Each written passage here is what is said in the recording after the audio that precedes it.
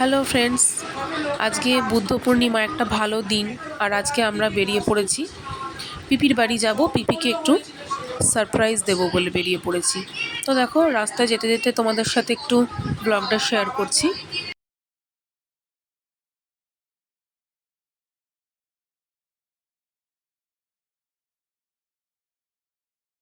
ফাঁকা রাস্তা দিয়ে আমরা চলেছি, এই করতে করতে চলেও এলাম পিপির বাড়ি। আর পিপির বাড়ি আসা মাত্রই পিপি একদম ব্যস্ত হয়ে পড়লো। একবার চা, একবার জল, একবার কফি, আর না হলে সুজি। আবার বলছিল সুজি দিয়ে একটুখানি ঝাল সুজি বানিয়ে দিই।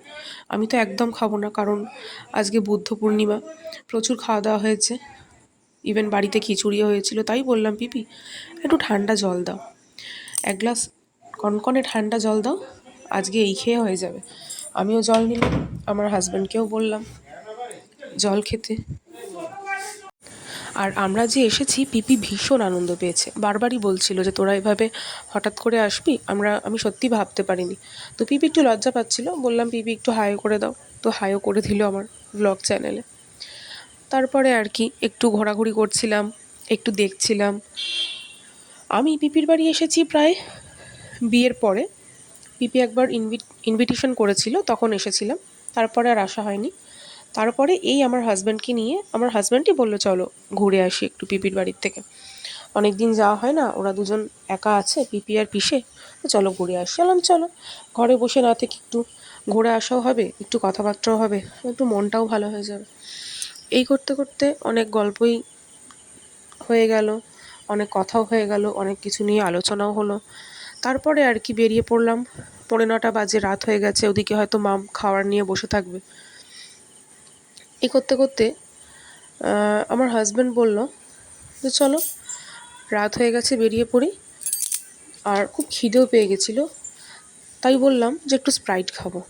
ও গাড়ির থেকে নামলো, নেমে স্প্রাইটের দোকানে যেতে না যেতেই এই মহাশয় আমার মুখের দিকে তাকিয়ে লেজ নাড়তে লাগলো।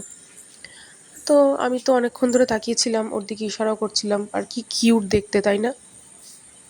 এই করতে করতে স্প্রাইট কেনাও হয়ে গেল, দেখতেই পাচ্ছ তোমরা। আর এদিকে আমি আর কি করব, আমার তো বেশ মজাই লাগছিল।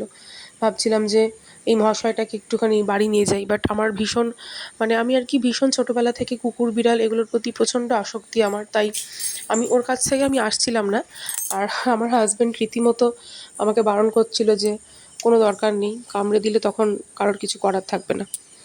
স্প্রাইট কেনা হয়ে গেল, এবার বাড়ি যাওয়ার পালা। আবার বিষণ্ণ মন নিয়ে বাড়ি গেলাম। সন্ধেটা বেশ ভালোই কাটলো, ইভেন গোটা দিনটাই খুব ভালো কেটেছে আজকে, ঠাকুরের পুজো দিয়ে শুরু করে।